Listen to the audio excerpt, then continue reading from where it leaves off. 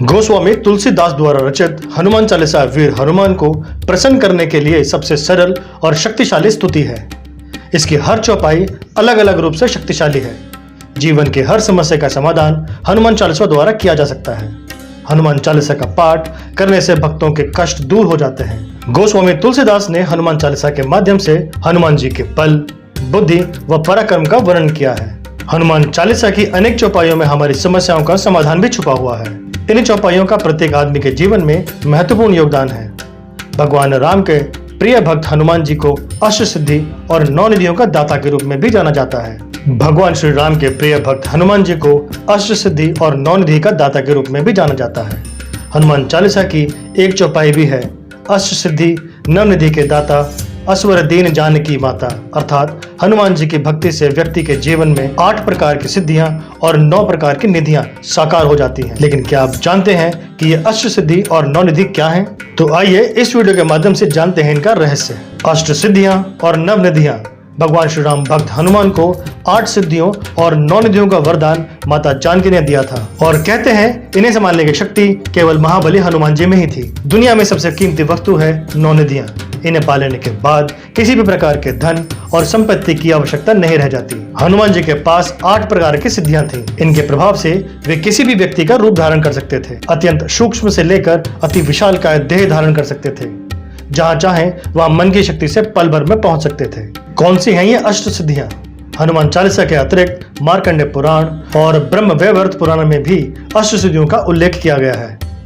आइए जानते हैं कौन सी हैं ये अष्ट सिद्धियां। अणिमा, इस सिद्धि के बल पर हनुमान जी कभी भी अति सूक्ष्म रूप धारण कर सकते हैं।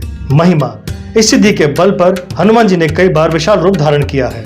गरिमा, इस सिद्धि की मदद से हनुमान जी स्वयं का भार किसी भी विशाल पर्वत के समान कर सकते हैं।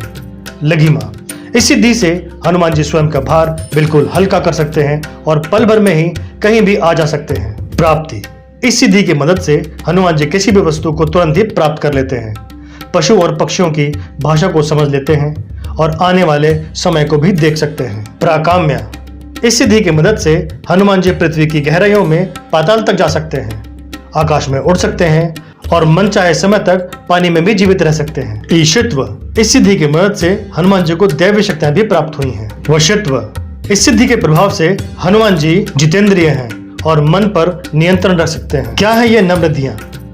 पद्मनिधि, पद्मनिधि लक्षणों से संपन्न मनुष्य सात्विक होता है तथा स्वर्ण और चांदी आदि का संग्रह कर दान करता है। महापद्मनिधि, महापद्मनिधि से लक्षित व्यक्ति अपने संग्रहित धन आदि का दान धार्मिक जनों में करता है। नील निधि, नील निधि से सुशोभित मनुष्य सात्विक तेज से संयुक्त होता है।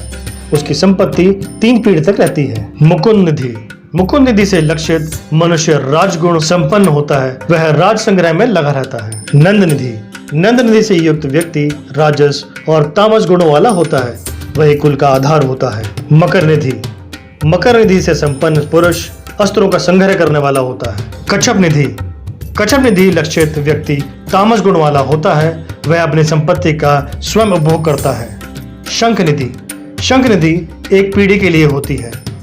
खर्व निधि, खर्व निधि वाले व्यक्ति के स्वभाव में मिश्रित फल दिखाई देते हैं।